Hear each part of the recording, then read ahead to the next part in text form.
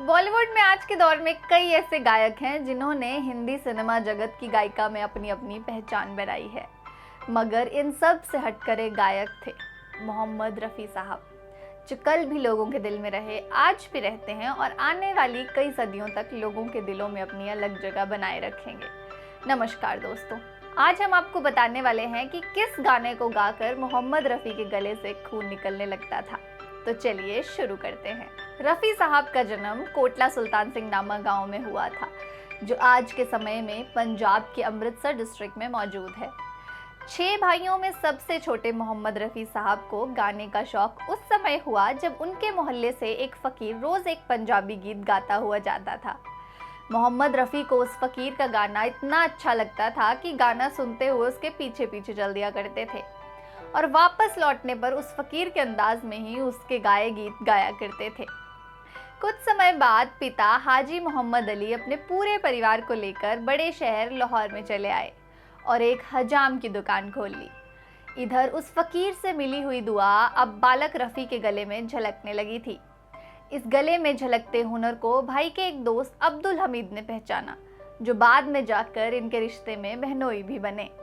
मोहम्मद रफ़ी साहब को पहली बार स्टेज पर गाने का मौका भी बड़े नाटकीय ढंग से मिला था। हुआ यूं कि एक बार लाहौर में मशहूर गायक केएल सहगल साहब का शो रखा गया था। मोहम्मद रफ़ी अपने भाई के साथ उस शो को देखने आए थे। अचानक वहां बत्ती गुल हो गई और ऐसे में केएल सहगल साहब को ना सुन पाने की वजह से दर्शक चीखने चिल्लाने लग गए थे। रफ़ी साहब के भाई ने शो रुकने वाले से अपने भाई के लिए सिफारिश की और कहा कि जब तक बिजली नहीं आती तब तक ये लड़का गुस्साई भीड़ को दिल बहला देगा। मौके की नज़ाकत देख मोहम्मद रफ़ी को स्टेज पर गाने के लिए भेज दिया। इसी शो में एक संगीतकार श्याम सुंदर जी भी मौजूद थे, जिन्होंने मोहम्मद रफ़ी की आवाज़ सुनी और पंजाबी फिल्म गुल बलोच के लिए गाने का मौका दिया। आवाज़ को पहचान मिलने के बाद रफ़ी साहब को लाहौर के ऑल इंडिया रेडियो में गाने का बुलावा आया। वो श्याम सुंदर जी ही थे, जिन्होंने रफ़ी साहब को मुंबई बुलाकर अपनी फिल्म गाँव की गोरी में गाने का मौका दिया और अपने पहले गीत दिल हो काबू में तो दिलदार की ऐसी तैसी से रफ़ी साहब का हिंदी सिनेमा जगत में सफ़र शुरू हो गया। मोहम्मद रफ़ी साहब ने अपने जीवन में 2 शादियां की थी। पहली पत्नी ने भारत पाकिस्तान विभाजन के समय भारत में ना रहकर पाकिस्तान जाने का फैसला लिया, जिसके लिए रफ़ी साहब राजी नहीं हुए और पहली पत्नी उन्हें छोड़कर पाकिस्तान चली गई। उनकी दूसरी शादी बेगम विकलेस के साथ हुई, जिनसे उन्हें 6 बच्चे हुए। 4 बेटों और 3 बेटियों में से एक बेटा उन्हें पहली पत्नी से था।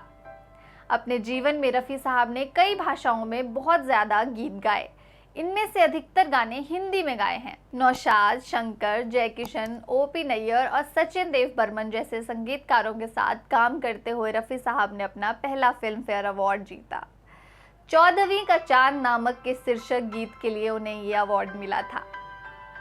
इसके बाद ससुराल, सूरज, ब्रह्मचारी, हम किसी से कम नहीं जैसी फिल्मों के लिए उन्हें फिल्म फेयर अवार्ड मिले। भारत सरकार ने उन्हें पद्मश्री के पुरस्कार से सम्मानित किया था। धीरे धीरे मोहम्मद रफ़ी ने एक के बाद एक कई सुपरहिट गानों को अपनी आवाज़ दी और सुनने वालों के दिल पर अपनी एक छाप छोड़ दी। हंसमुख और शांत स्वभाव के मोहम्मद रफ़ी की साहब को अपने काम और काम देने वालों के प्रति ईमानदारी का प्रमाण इस बात से लगाया जा सकता है कि उन्होंने इसके लिए अपनी साथी गायिका लता मंगेशकर के साथ करीब 6 सालों तक गाना तो दूर बात तक नहीं की थी। दरअसल लता मंगेशकर गाने की रॉयल्टी को लेकर गायकों की एक यूनियन बनाना चाहती थी, जिससे संगीतकारों की तरह गायकों को भी गीतों की रॉयल्टी मिलती रहे। जब इस मुद्दे को लेकर उनकी रफ़ी साहब से बात हुई तो रफ़ी साहब ने कहा कि हम जो गाना गाते हैं उसका मेहनताना तो हमें मिल जाता है, तो गाने की रॉयल्टी कैसी। और रफ़ी ने रॉयल्टी के लिए लता जी का समर्थन नहीं किया। इसी बात को लेकर दोनों में अनबन हो गई, जिसके बाद दोनों ने कई वर्षों तक एक साथ कोई गीत नहीं गाया।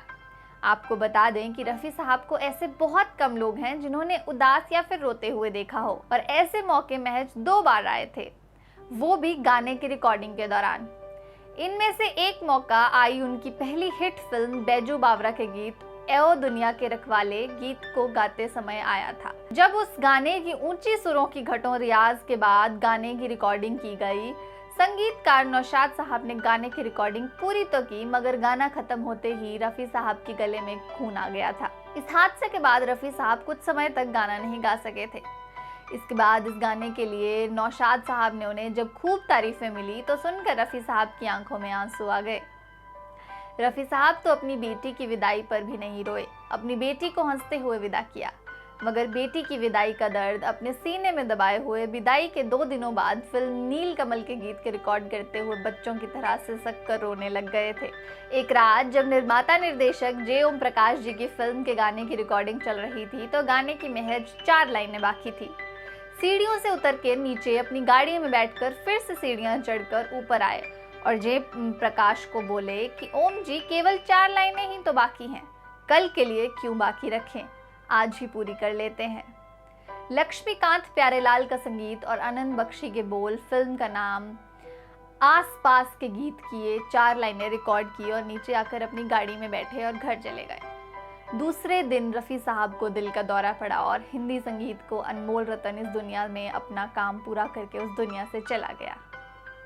रफ़ी साहब का अंतिम संस्कार जुहू के मुस्लिम कब्रिस्तान में किया गया था। उस दिन बारिश होने के बावजूद रफ़ी की अंतिम यात्रा में करीब 80,000 से भी ज़्यादा लोगों का कारवां सड़कों पर उमड़ पड़ा था।